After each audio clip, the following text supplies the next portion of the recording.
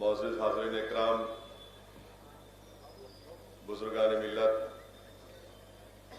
پس پردہ بیٹھ کر سننے والی میری عزتدار ماں اور بہنوں، شہ نشین و تشریف فرما مجلس اتحاد المسلمین کے تمام ذمہ داران و امیدوار، بلدی حلقے ملے پلی مہدی پٹنم، صدر معتمدین و میرے مجلس رفقا، معزز حاضرین اکرام، ابھی آپ نے اس بلدی حلقے کے ترقیاتی کاموں کے سلسلے میں سابقہ رکن بلدیہ کی جانب سے یہ بتایا گیا کہ 5 سال کے ان کے دور میں قریب 13 کروڑ کے کام بلدی حلقے ملے پلی میں کروائے گئے۔ میرے پاس ایک فہرست ہے ان کاموں کی جو میں آپ کے سامنے رکھنا ضروری سمجھتا ہوں۔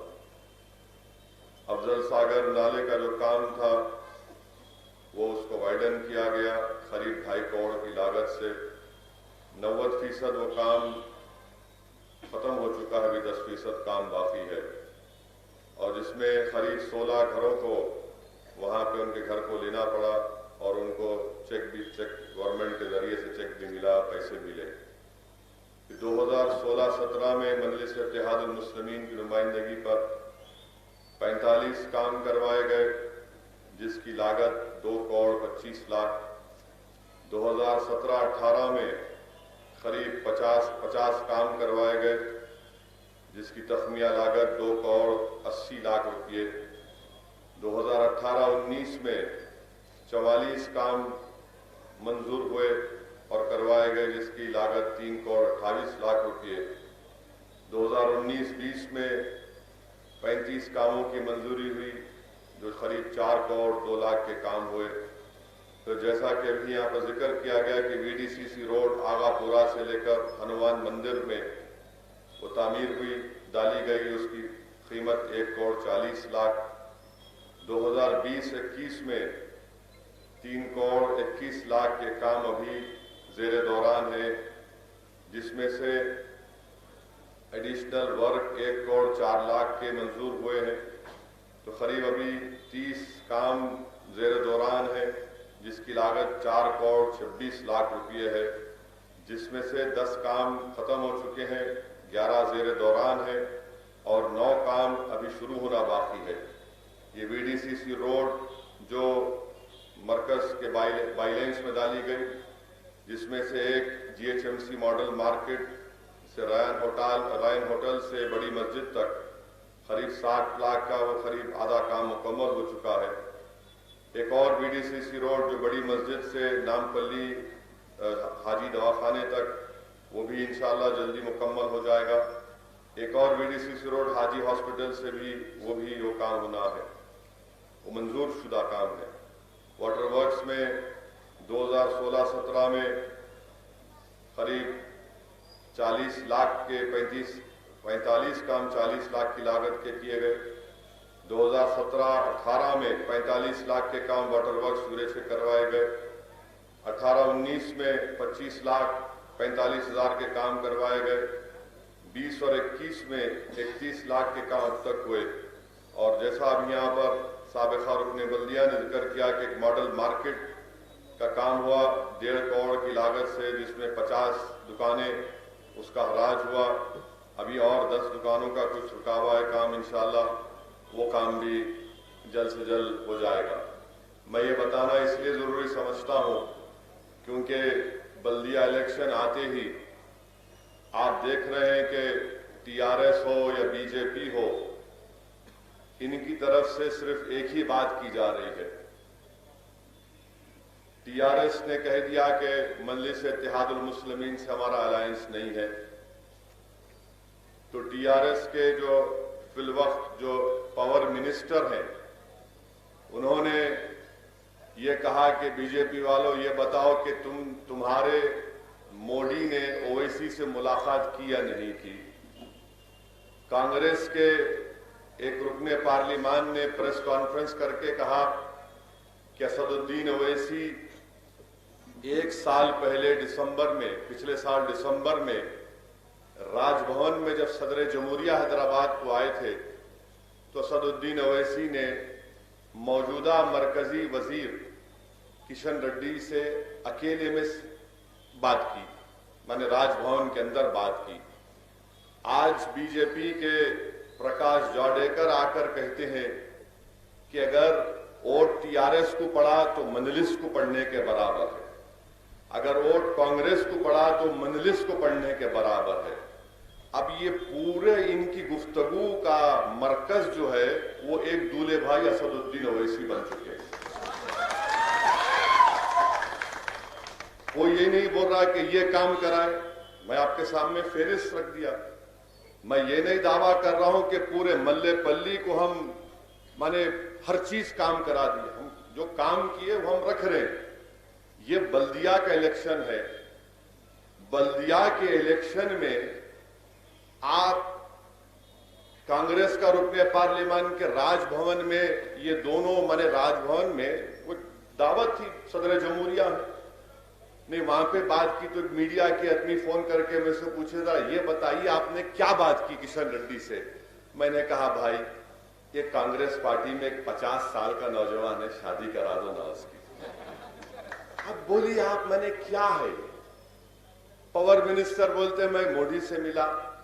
पावर मिनिस्टर साहब आपकी हुकूमत का काम ये होना चाहिए था कि जो हमने हुकूमत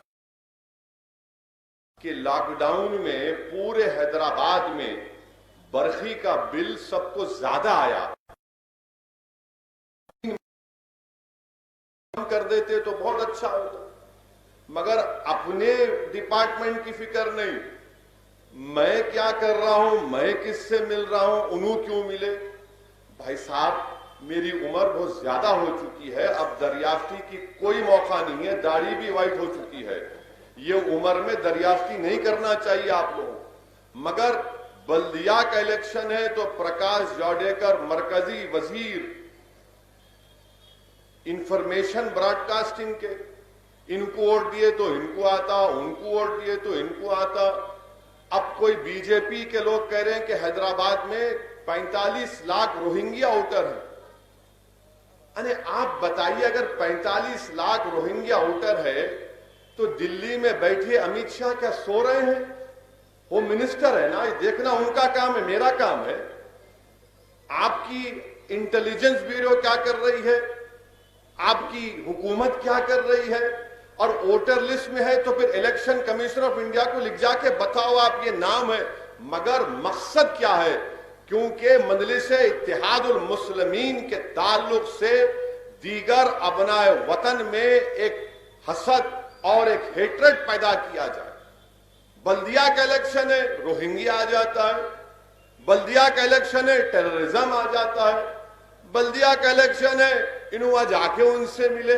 मेरे से कोई आज मीडिया वाले पूछे, मेरा गड्ढा में दौरा कर रहा था, ये सब सवालात करके मेरे से पूछे क्या बोलते आप। मैं बोला देखो भाई हैदराबाद में कहावत है, गरीब की जोरू सबकी भाभी बन जाती है। अरे ये क्या बात है, मतलब मुंह को नहीं लगना हमारे। आप ये समझ रहे हैं कि ये सब बातें करेंगे और हम सुनते जाएंगे? वो जमाना चला गया कि आप झूठ पे झूठ और इल्जाम पे इल्जाम लगाते जाएंगे और हम खामोश बैठते जाएंगे। बल्दिया का इलेक्शन है तो मरकजी हुकूमत जिसमें वजीर आजम की पार्टी बीजेपी है, उनको बताना चाहिए कि आपने 2019 से लेकर 2020 तक शहर हैदराबाद की तरक्की के लिए अर्बन डेवलपमेंट मिनिस्ट्री के तहत आपने हैदराबाद को क्या दिया? कुछ भी नहीं दिया, ठेंगा दिया। सैलाब आया, बारिश हुई, पानी आया। मैं खुद जो मरकजी टीम आई थी हाफिज बाबा नगर के पास, उनकी गाड़ी रोककर उन ओहदेदारों उसको उतार कर मैंने कहा कि ये यहां पर इतना इतना इन मुकामात पर पानी आया है और गवर्नमेंट का जियो है, और जियो ये कहता है कि अगर किसी के घर में पानी आया या पार्टली डैमेज हुआ तो मरकजी हुकूमत 80% देगी और 20% रियासती हुकूमत देगी। یعنی جو آج آپ کو 10,000 روپے ملے، اگر مرکزی حکومت بی جے پی مودی اگر مدد کرتے تو 10,000 کے جگہ آپ کو کم سے کم 80,000 سے لے کر 1,00,000 روپیہ ملتا تھا. مگر ہمارے وزیر اعظم ماشاءاللہ لمبی لمبی چھوڑ دیتے ہیں. جب پیسے کی بات آتی بولتے متروں نیشنلزم لے لو، جب پیسے دینے کی بات آتی تو بولتے روہنگیا لے لو، جب پیسے دینے کی بات آتی حیدرآباد کو تو بولتے یہاں پر دہشت گردی ہو رہی ہے، یہاں پر فلاں ہو رہا ہے. ارے آپ دیتے کیوں نہیں حیدرآباد کو؟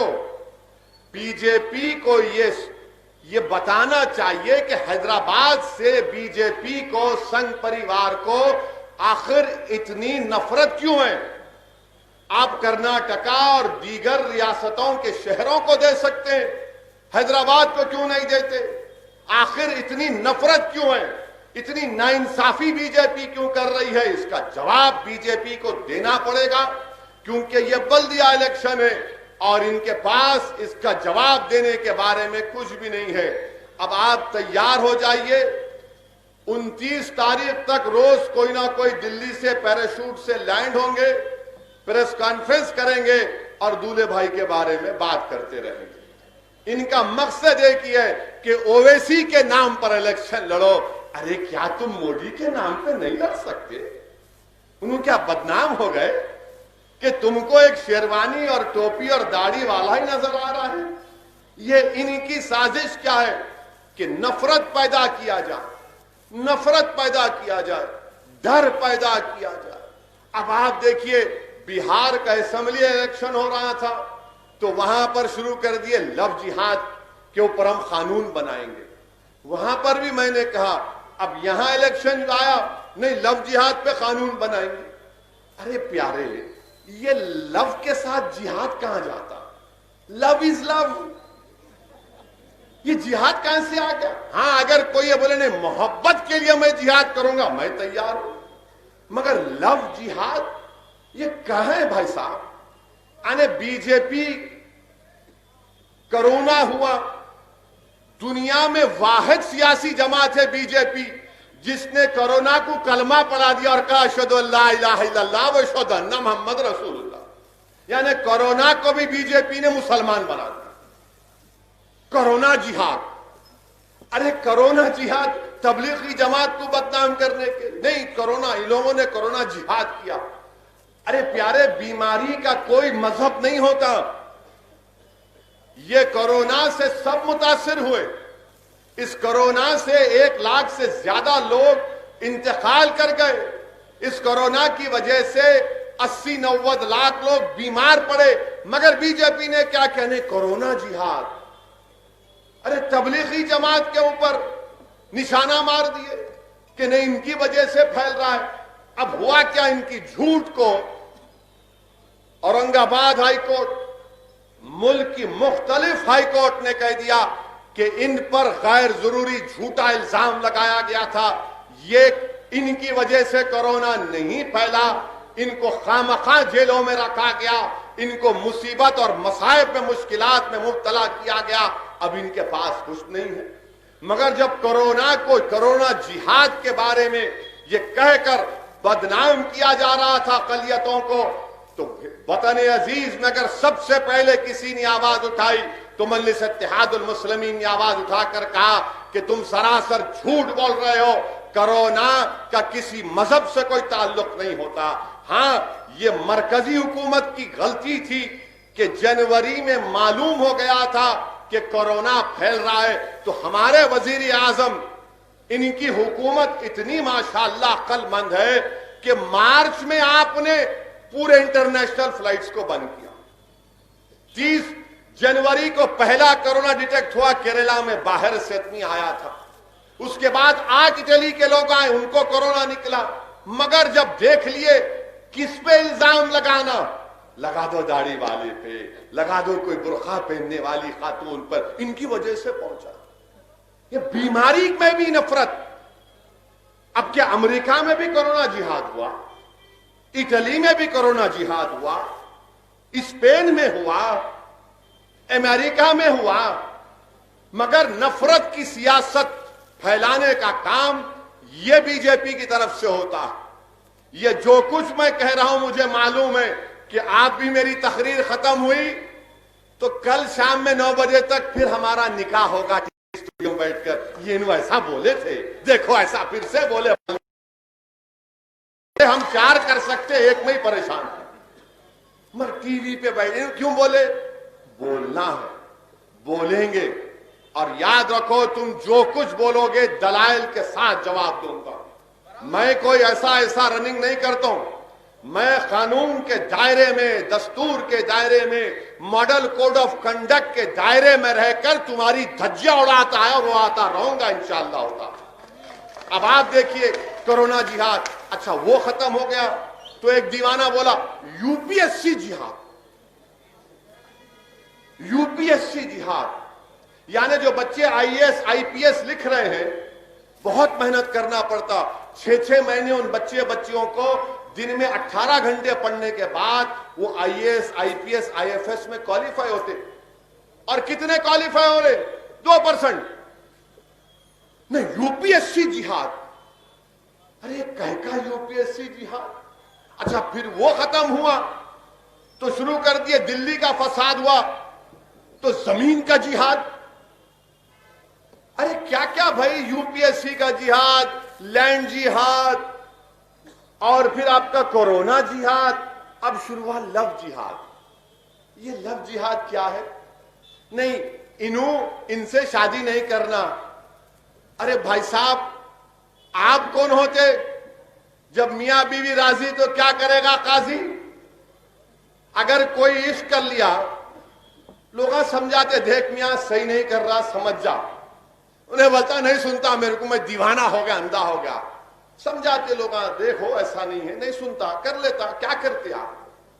जितना समझाना है समझाते, इसलिए बोलते घर की तरबियत अच्छी होना। बाज लोग रहते भाई, क्या कर सकते उनको आप? मॉडर्न किस्म के रहते, हीरो किस्म के रहते, मॉडर्न नहीं। अब हम कानून बनाएंगे। ये कानून हमारे मुल्क के आईन की दफा 21 के खिलाफ।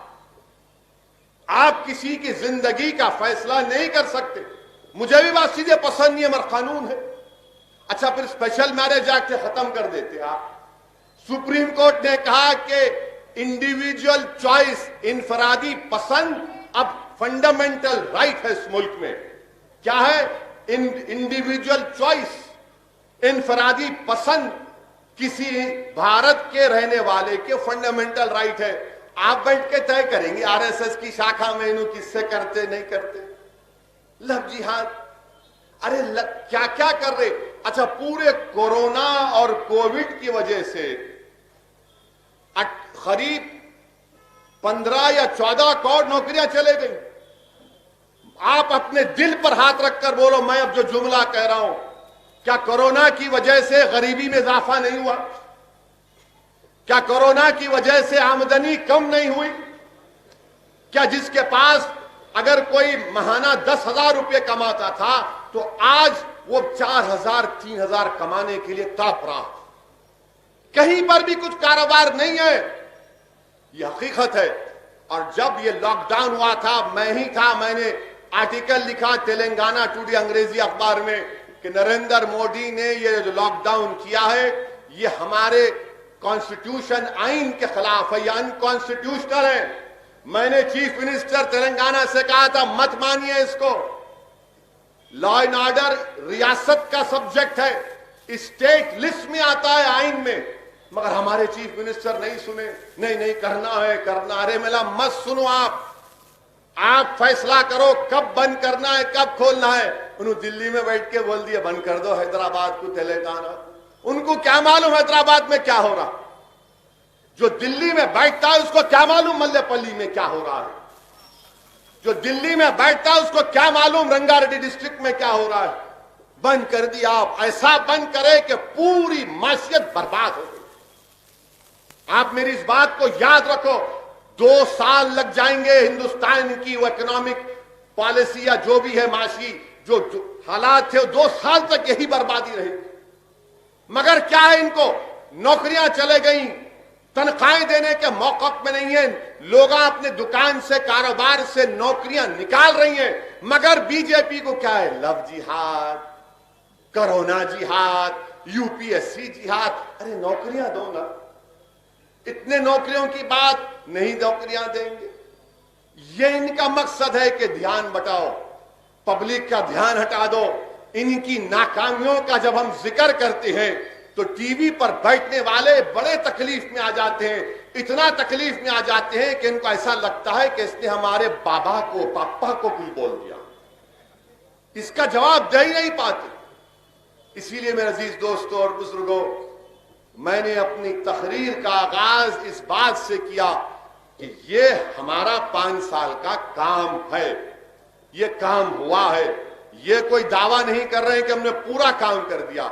मैं इस बात का इकरार कर रहा हूं कि बहुत से काम अभी कराना बाकी है, और इंशाअल्लाह ताला आप तमाम की ताईद और दुआएं और अल्लाह का करम रहा, यहां से मजलिस का उम्मीदवार दोबारा कामयाब होगा।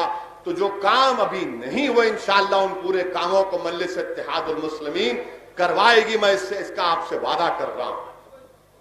तीसरी अहम बात जिसका मैं जिक्र करना आपके सामने बहुत जरूरी समझता हूं, खास तौर से इस मुकाम, ये जो मुकाम पर मजलिस का जलसा हो रहा है, ये बड़ा तारीखी मुकाम है। यहीं से मजलिस इत्तेहादुल मुस्लिमीन ने अपने सियासी सफर का भी आगाज किया था।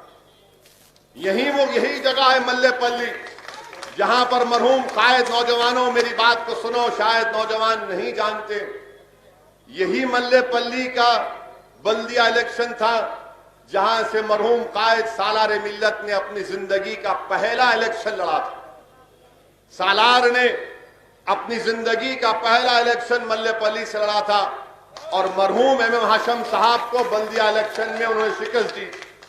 यही जगह है जहां से मजलिस इत्तेहादुल मुस्लिमीन के सियासी सफर का आगाज हुआ। 1960 में अगर मेरा हाफिजा सही है तो 18 या कुछ 24 मजलिस के अराकीन बल्दिया कामयाब हुए थे, जिसमें मरहूम कायद सालार मिल्लत की तारीखी कामयाबी थी। तारीखी कामयाबी मजलिस जीतेगी। मैं हमारे इनके बड़े भाई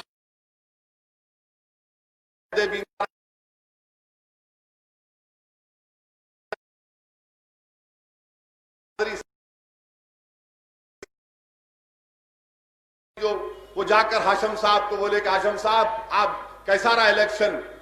तो बोले मियां दिखने में तो सब अच्छा है, मगर जैसा शेरवानी आती बुट बुट पूरे निकल के उसकी बात से आपने मजलिस इत्तेहाद चाह रहा हूं कि मजलिस इत्तेहादुल मुस्लिमीन के रुकने बल्दिया का काम सिर्फ लाइट मोरी या फिर नल का काम नहीं है। हां, ये काम है मजलिस के रुकने बल्दिया सलाम में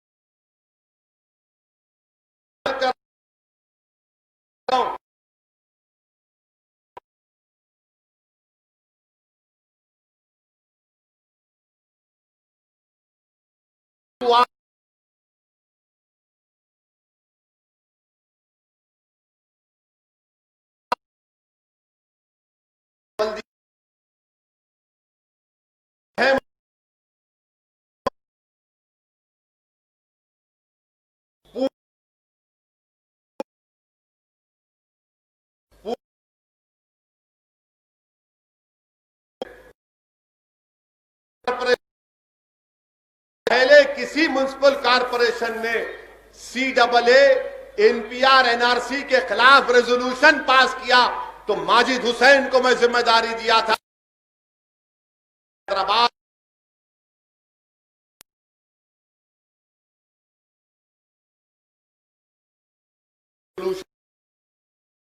بی جے پی کو تکلیف 200 म्युनिसिपल کارپوریشن ہے, کوئی نہیں کیا یہ شیروانی کر دی. یہ مجلس نے کیا, کیوں کیا؟ کیونکہ ہم بتانا چاہ رہے تھے حکومت کو کہ تمہارا قانون غلط ہے, تمہارا قانون CAA کا ہندوستان کے آئین کے خلاف ہے, ہندوستان کے سمویدھان کے خلاف ہے. گریٹر حیدرآباد میونسپل کارپوریشن میں یہ قرارداد جو CAA NPR NRC کے خلاف منظور ہوئی, اس کے بعد اگر کسی بلدیہ نے کیا تو مالیگاؤں کی میونسپل کارپوریشن نے کیا, یہ بھی ان کو تکلیف ہے. اور میرے عزیز دوستوں اور بزرگوں, یہاں پر میں کبھی نہیں بھول سکتا کہ میں اپنے بچپنے میں مرحوم قائد سالار ملت کے ساتھ ان کی جیپ 644 میں آتا تھا. مرحوم ہمارے غوث صاحب اللہ ان کی مغفرت کرے, اس گلی میں افطار کی دعوت ہوتی تھی, ہمیشہ میں آتا تھا. میں وہ زمانہ بھی دیکھ چکا ہوں اور آج دیکھ رہا ہوں. بہت فرق آیا میرے بھائی. جو برسوں پہلے ہمارے بزرگوں نے محنتیں کی, قربانیاں دیں, جستجو کی, آج انہی کی محنت اور قربانیوں کے نتیجے میں آپ سوچو تھوڑی دیر کے لیے کہ حیدرآباد سے دور کتنا بہار ہے, وہاں پر تمہارا ہرا پرچم لہرا رہا ہے. مجلس اتحاد المسلمین کا 5 رکن اسمبلی جیت کر آئے, 5 رکن اسمبلی جیت کر آئے. جو برسوں پہلے محنت کی گئی تھی, اسد الدین اویسی کیا کوئی کریڈٹ نہیں ہے بہار میں, کریڈٹ جاتا ہے. اور اگر کسی کو صحیح معنوں میں خراج عقیدت پیش کرنا ہے تو چاہے وہ محمد غوث مرحوم ہو, چاہے غلام غوث خان صاحب ہو, چاہے اسماعیل زبی صاحب ہو, یا اس زمانے کے تمام بزرگوں کی محنت تھی کہ ان میں حوصلہ تھا, عزم تھا. میں نے اپنی کانوں سے اپنے بزرگوں سے سنا کہ ایک دن آئے گا اسد بابا, مجلس کا پرچم انشاءاللہ تعالی ہندوستان کے کونے کونے میں لہرائے گا. میں دارالسلام میں جملہ سنتا تھا تو مجھے ایک قسم سے میرے رونگٹے بھی کھڑے ہو جاتے تھے اور میں تعجب بھی کرتا تھا کہ بھئی ہمارے 2 MLA ہیں, 3 MLA ہیں, پورے ملک میں مجلس کا پرچم لہرائے گا. میں اپنے بچپنے سے جملہ سنتی آیا ہوں اور اللہ سبحانہ و تعالیٰ نے مجھے اپنی زندگی کے اس حصے میں ان تمام بزرگوں کی امیدوں کو, ان کے خوابوں کو پورا کرنے کا موقع دیا. نوجوانوں, آج میں تم سے کہہ رہا ہوں کہ ہم یہاں تک اپنی جماعت کو لائے, اب انشاءاللہ تعالی بنگال ہوگا, اتر پردیش ہوگا, کرناٹکا ہوگا. اب نوجوانوں, یہ تم کو ان خوابوں کو پورا کرنا, یہ تم کو ان چیزوں کو پورا کرنا ہے. اسی لیے ہم آج سے کہہ رہے ہیں کہ بلدیہ کا الیکشن بڑا اہم الیکشن ہے. بلدی کام ہے مگر جماعت ایک قیادت پہنچاتی ہے. صرف ووٹ حاصل کرنا مقصد نہیں ہے بلکہ ووٹ کے ذریعے یکجہتی پیدا کرنا یہ مقصد ہے. صرف ووٹ حاصل کرنا مقصد نہیں ہے, ووٹ کے ذریعے اگر کہ میری چوکھٹ پر کوئی باطل طاقتوں کا طوفان آتا ہے تو پھر کھڑے ہو کر ان باطل طاقتوں کے طوفان کو ہٹانا, یہ ووٹ اس لیے حاصل کیا جاتا ہے. ووٹ صرف بلدی مسائل کے لیے نہیں, ووٹ یکجہتی پیدا کرنے کے لیے, ووٹ زمین سے گراس روٹ لیول پر ایک لیڈرشپ پیدا کرنے کے لیے ووٹ حاصل کیا جاتا ہے. اسی لیے میں آپ سے اپیل کر رہا ہوں کہ آپ اپنا ایک ووٹ 1 دسمبر کے دن اپنے گھر سے نکال کر اپنی پارٹی کے حق میں استعمال کریے. آپ نے دیکھ لیا کہ مجلس اتحاد المسلمین کے مخالفین یہ کہتے تھے کہ یہ چھوٹی جماعت ہے, چھوٹی جماعت, اور یہ بالکل صحیح ہے.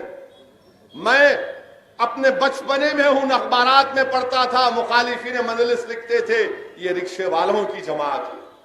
یہ بالکل صحیح ہے. جب مرحوم قائد سالار ملت نے الیکشن جیتا تو انہی رکشے والوں نے مرحوم قائد کو کامیاب کیا. اللہ ان تمام رکشے والوں کی خبروں کو نور سے بھر دے اور اللہ ان کی اس دنیا کی قربانی کا اجر ان کی آل اولاد, ان کی نسلوں تک اللہ جاری رکھے. میرے عزیز دوستوں اور بزرگوں, نوجوانوں, میں تم سے مخاطب ہوں, تم سے اپیل کر رہا ہوں کہ اگر آج تم صحیح سیاسی فیصلہ لوگے 1 دسمبر کے دن تو تمہارا ایک ووٹ 30 سال کے بعد مجلس اتحاد المسلمین کو یا شاید 5 سال یا 10 سال میں وہ سیاسی کامیابیاں دلا دے گا. کہ کامیابی کیا ہے کہ گراس روٹ لیول پر آپ کی ایک لیڈرشپ پیدا ہو. میں کتنے دن اس دنیا میں زندہ رہنے والا ہوں, تم کتنے دن اس دنیا میں زندہ رہنے والے ہو؟ ہم سب کو زمین کی غذا بن کے جانا ہے، مگر جانے سے پہلے کم سے کم ایک چیز کو تو مستحکم کر کے جائیں گے کہ وطن عزیز میں اگر کوئی شہر ہے جہاں پر ہم نے اپنی تہذیب کو، اپنی تمدن کو، اپنی زبان کو، اپنی شناخت کو، اپنی اہمیت کو زندہ رکھا تو شہر حیدرآباد ہے۔ وہ شہر حیدرآباد ہے۔ مجھے اپنی چھوٹی سی سیاسی زندگی میں مختلف ملک کے شہروں کا جانے کا موقع ملا، مگر حیدرآباد کی خصوصیت یہ ہے کہ یہاں پر تہذیب زندہ ہے، تمدن زندہ ہے، زبان زندہ ہے، شناخت زندہ ہے، تاریخ زندہ ہے۔ یہ چیز کیا ہے؟ یہ اس لیے ہوا کیونکہ آپ کے پاس آپ کی ایک جماعت ہے جس کا نام مجلس اتحاد المسلمین ہے۔ اب یہ الزام لگاتے نہیں انہوں فرقہ پرست ہے۔ ارے کون سی فرقہ پرستی کی تم بات کر رہے ہو؟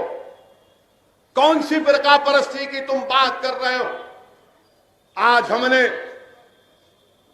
جام باغ سے روی کو ٹکٹ دیا، کاروان سے سوامی یادو کو ٹکٹ دیا، بتاؤ تم نے کتنوں کو دیا، کہاں سے دیا؟ اور یہ سمجھتے کہ یہ تمام نام نہاد سیکولر پارٹیاں کہ نہیں مجلس ووٹ کاٹتی ہے۔ یہ ووٹ بہت بڑا الزام پہ لگتا، بی ٹیم ہے، بی ٹیم ہے۔ میں تو بول رہا ہوں مخالفین کو بی ٹیم نے اے ٹیم بولو۔ ہم بہار میں 5 سیٹ جیتے، اور میں آپ کے درمیان میں کھڑے ہو کر کہہ رہا ہوں کہ بہار میں بہت بڑی کامیابی ہوئی، اور میں ماجد حسین کی محنت اور قربانیوں کو بھی سلام کرتا ہوں۔ بہت محنت کی ماجد حسین نے، اور یہ صرف 1 سال نہیں، 5 سال ہم لوگ محنت کیے۔ 5 سال پہلے بہار گئے تو 6 سیٹ لڑے، 5 میں ضمانت ضبط ہوئی، 1 سیٹ ضمانت بچا پائے۔ 5 سال کے بعد آج 5 ہمارے ایم ایل اے منتخب ہوئے، اور اختر الایمان جو بہار کے صدر ہیں پورے بہار میں دوسرے نمبر پر سب سے زیادہ میجارٹی سے کامیاب ہو، قریب 45,000 ووٹ، 45,000 ووٹ سے اختر الایمان کامیاب۔ آپ بتائیے کوئی مذاق ہے؟ بولتے نہیں انہوں جا کے فائدہ پہنچا رہے۔ میرے بھائی میں آپ کو ٹکٹ دیتا ہوں پلین کا، یہاں سے آپ چلے جاؤ اڑ کے، 2 گھنٹے کی فلائٹ ہے، باگڈورا، باگڈورا سے کشن گنج جاؤ، پھر وہاں سے امور جاؤ، بیسی جاؤ، آپ جو کی ہاٹ جاؤ، اور واپس آ کے میرے کو بولو طبیعت کیسی تھی آپ کی۔ بھائی کوئی جنون ہونا نا، کوئی کمٹمنٹ ہونا، کوئی دیوانگی ہونا، کوئی محبت ہونا، تبھی تو انسان کو وہاں پر لے کر جاتی۔ ہر کوئی چلے آؤ، جاؤ نا۔ لوگ تعجب کر رہے تھے، مگر میں سلام کرتا ہوں بہار کے ان خواتین کو جنہوں نے یہ کیا کہہ کر ووٹ دیا مجلس اتحاد المسلمین کو۔ ہمارے منصور خان جو ملک پیٹ کے مجلس کے سرگرم مجلس اتحاد المسلمین کے ممبر ہیں، ان کو خواتین نے کہا کہ اب کے بار ہم پتنگ چھاپ کو ووٹ دیں، ہم پتنگ بولتے ہیں، پتنگ چھاپ کو ووٹ دیں گے۔ تو منصور خان نے پوچھا کہ پتنگ چھاپ کو کیوں دیں گے، کس کو دیں گے؟ بولے وہ اویسی ٹوپی والا اس کو دیں گے۔ بولے کیوں دیں گے؟ اس کو ستا کا شوق نہیں ہے، وہ لڑنے والا ہے۔ اس کو اقتدار کا شوق نہیں ہے، وہ لڑنے والا ہے، ہمارے لیے کو لڑنے والا پیدا ہوا۔ میرے عزیز دوستوں اور بزرگوں، بہار کی غریب عوام تک سیمانچل کی اس زمین پہ مجلس اتحاد المسلمین کا پیغام پہنچ چکا ہے۔ آج بڑی امیدوں کے ساتھ ملک کے مختلف مقامات کی عوام یہ دیکھ رہی ہے کہ کیا مجلس راجستھان کو آئے گی، کیا مجلس بنگال میں الیکشن لڑے گی، کیا مجلس کرناٹکا میں جائے گی۔ میں انشاءاللہ تعالی، اللہ مجھے جب تک زندہ رکھے گا، اللہ جب تک میری زندگی وفا کرے گی، میں پوری کوشش کرتا رہوں گا، اس لیے کہ یہ محمد غوث اور ان تمام مجلس کے قائدین کی قربانیوں کو ہم رائگاں جانے نہیں دیں گے۔ ہماری شروعات ہمبل بگننگ سے ہوئی، صحیح ہے بات، لوگ آتے نہیں تھے، کم لوگ تھے، پولیس کے ظلم کا شکار ہونا پڑتا تھا، فسادات میں ہم نے اپنے پرچم کو مضبوط کیا، فسادات میں نقصانات کو ہم نے برداشت کیا، مگر میرے عزیز دوستوں اور بزرگوں، جو مجلس اتحاد المسلمین پر فرقہ پرستی کا الزام لگاتے ہیں، میں تم سے پوچھ رہا ہوں کہ تم کو شرم آنی چاہیے اس طرح کی بات مجلس کے تعلق سے کرتے ہوئے. بتاؤ تلنگانہ بن کر 6 سال ہوئے, کیا شہر حیدرآباد میں کوئی فساد ہوا؟ الحمدللہ کوئی فساد نہیں ہوا. ہاں چٹ پٹ واقعات ہوتے ہیں, وہ پولیس کا کبھی واقعات ہوتے تھے تو ہم نے پولیس کو بھی کہا کہ آپ اپنا کام کریے, ہم تعاون کرنے تیار. پورے شہر میں امن کو برقرار رکھا. اس میں مجلس کا رول نہیں ہے. مجلس اتحاد المسلمین نے کبھی ہندوؤں کے خلاف کوئی بات نہیں کہی, بلکہ دارالسلام میں جب ہم بیٹھتے ہیں, میں پوچھنا چاہتا ہوں کیا بی جے پی کا دفتر کھلا رہتا ہے سال کے 12 مہینے؟ کیا ٹی آر ایس کے دفتر میں کوئی جا کر بیٹھتا ہے؟ ہاں موسم الیکشن آ گیا تو ایسا لگتا ہے کہ بہار آ گئی کانگریس کے, ٹی آر ایس کے, بی جے پی کے دفتروں میں. اور جیسا یہ الیکشن کا موسم 10 دن کے بعد ختم ہو جاتا تو ایسا لگتا ہے کہ کوئی ویران کھنڈیر بنا ہوا ہے. مگر ایک پارٹی کا سیاسی دفتر الحمدللہ جو ہمیشہ آباد ہے اور آباد رہے گا سال کے 12 مہینے اور صبح قیامت تک آباد رہے گا, وہ مجلس اتحاد المسلمین کا دفتر دارالسلام ہے. یہ کام ہے مجلس اتحاد المسلمین کا. آپ فرقہ پرستی, ارے دارالسلام میں ہر کوئی آتا ہے, ہر کوئی آ کر کام لیتا ہے, کسی سے پوچھا نہیں جاتا کہ تمہارا نام کیا ہے. اگر کوئی کہتا ہے کہ راج موہن ہے تو ہم کہتے ہیں بولو راج موہن تمہارا کیا کام ہے. اگر کوئی کہتا ہے کہ میرا نام سوامی یادو ہے تو ہم اس سے کہتے ہیں کہ بتاؤ یادو صاحب آپ کا کیا کام ہے. اگر کوئی کہتا ہے کہ میں روی ہوں, دلت ہوں, ماجیگا ہوں, تو ہم بولتے بتاؤ تمہارا کیا کام ہے. کوشش کرتے ہیں, کام ہونا نہیں ہونا وہ اللہ کے ہاتھ میں ہے. اسی لیے مجلس اتحاد المسلمین سے بڑی نفرت ہے, مجلس سے بغض ہے کہ یہ ہمیشہ عوام کے درمیان میں رہتی ہیں. اللہ کی کیا مرضی تھی اللہ جانتا ہے. کورونا ہوا, لاک ڈاؤن ہوا تو غریبوں میں جا کر اگر کسی نے راشن بانٹا تو میں ذمہ داری کے ساتھ کہہ رہا ہوں کہ ظفر نے بہت کام کیا تھا, غریبوں میں راشن کو بانٹا, کٹ لے جا کر دیے. یہ کام بھی تو مجلس نے کیا, اکبر الدین اویسی نے کیا, احمد بلالہ نے کیا, جماعت کے ذمہ داروں نے کیا, ماجد حسین نے کیا, ہمارے جعفر ایم ایل اے صاحب نے کیا. لوگ راتوں میں فون کرتے تھے. یہ مئی اور جون کا مہینہ بڑا سخت گزرا حیدرآباد کے لیے. رات کے 12 بجے فون آتا تھا مجھے, دواخانہ نہیں مل رہا, دواخانہ نہیں مل رہا ہے. ہم کوشش کرتے تھے کہ چلو دواخانہ کہاں ہے. مشتاق کو بولتا تھا معلوم کرو یہاں پر ہے. گاندھی اسپتال میں لے کر گئے. آپ کو معلوم کورونا میں اگر سب سے پہلے کسی کا کووڈ پیشنٹ کا ڈائلیسس ہوا تو کس نے کرایا؟ مجلس نے کروایا. ایک ملک پیٹ کی ہماری ماں ہے, 70 سال کی تھی. بقرعید سے پہلے ان کے بیٹے نے بڑے غصے میں فون کیا, ارے کیا ہے بھائی آپ لوگ ملتے نہیں, آپ لوگ خالی الیکشن میں آتے. میں بولا بھائی صاحب کیا ہوا بولو. تو اس سے آواز تھوڑا غصے میں تھے, ماں کی تکلیف انسان کو پریشان کر دیتی. اس نے کہا کہ اسد بھائی میری اماں کی طبیعت بہت خراب ہے, ایک بڑے 5 اسٹار ہاسپٹل والے میری ماں کو نکال دیے, کورونا ہو گیا بول کر ڈائلیسس نہیں کرا رہا. تو میں فوراً گاندھی ہاسپٹل میں ریڈی صاحب کو فون کیا جو اس وقت ان کے لیازان آفیسر تھے. تو میں لینا پڑے گا, بولے بجاؤ اسد صاحب کریں گے. پہلا کووڈ پیشنٹ کا ڈائلیسس ہوا کہاں ہوا؟ گاندھی ہاسپٹل میں ہوا. اور وہ ہماری اماں, ان کے بیٹے بعد میں فون کیا نہیں میری اماں کا پیشاب کی تھیلی صاف نہیں ہو رہی. تو میں نے کہا کہ میں ڈاکٹر سے کہا, تو ڈاکٹر نے فوٹو لے کر مجھے بھیجائی اور میں نے ان کے فرزند کو واٹس ایپ پر بھیجایا. پھر ہماری ماں بقرعید کے دن ملک پیٹ کو واپس گئی اور وہاں جا کر فون کر کے کہا کہ اسد میاں تمہارے کو اللہ اچھا رکھے, اللہ نے مجھے صحت دے دی. ایسے کئی واقعات. یہ مجلس اتحاد المسلمین کا کام ہے. اب یہ پیارے آ کے دلی سے بول رہے ان کو دیے تو ایسا, انہوں ان سے ملے ہوئے ہیں, ان سے انہوں ملے ہوئے. ہاں یہ بات یاد رکھو کہ مجلس کام کرتی آئی ہے اور مجلس اتحاد المسلمین کام کرتی رہے گی.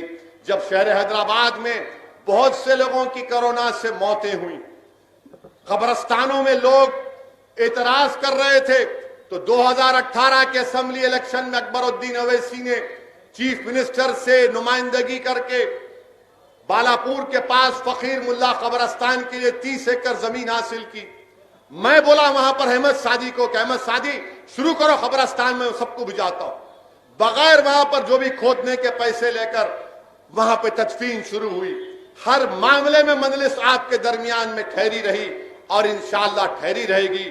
میں آپ سے اپیل کر رہا ہوں کہ 1 دسمبر کے دن پولنگ پرسنٹیج کو بڑھائیے. پولنگ پرسنٹیج ہمارا کم نہیں ہونا چاہیے. یہ 40-45 کیا ہے میرے بھائی؟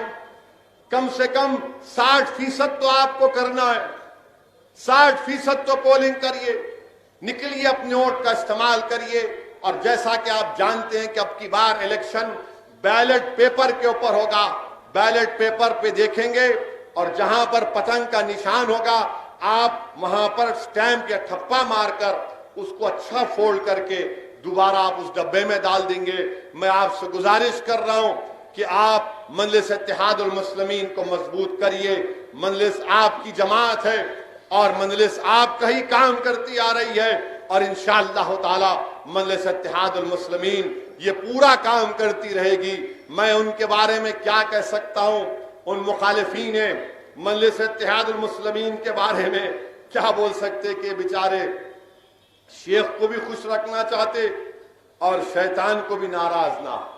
یعنی شیخ بھی خوش رہے شیطان بھی ناراض نہ ہو. میں مخالفین مجلس سے کہہ رہا ہوں کہ میں شیطان کو ناراض کروں گا انشاءاللہ. آپ سب شیطان کو ناراض کریں گے نا؟ پورے کریں گے نا؟ شیطان کو ناراض کریں گے یا شیخ کو ناراض کریں گے؟ اتنا آسان ایگزام ہے. شیطان کو ناراض کرنا ہے. اب جا کے جہاں پتنگ کا نشان دکھیں گا ٹپا ٹپ ٹپا ٹپ ٹپا ٹپ ٹپا ٹپ مارتے رہنا اور اس سے پہلے ہوا میں ایسا کھینچ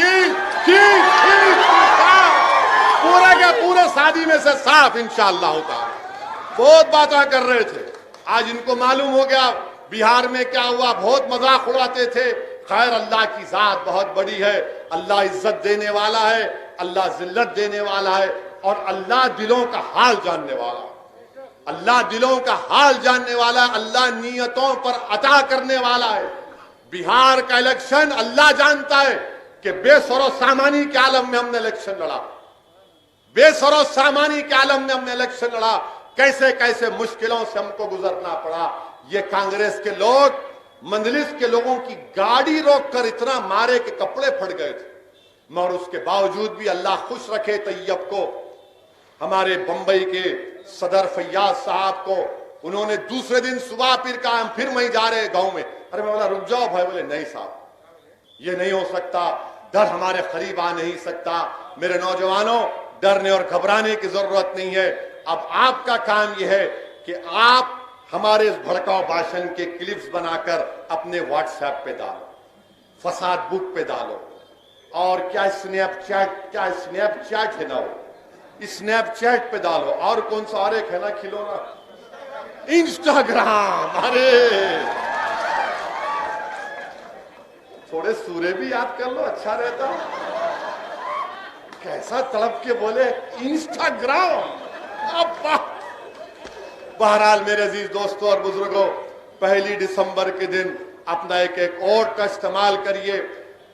پورے ووٹوں کا استعمال کریے. اپنی ماں اور بہنوں کو افراد خاندان کو لے کے جائیے.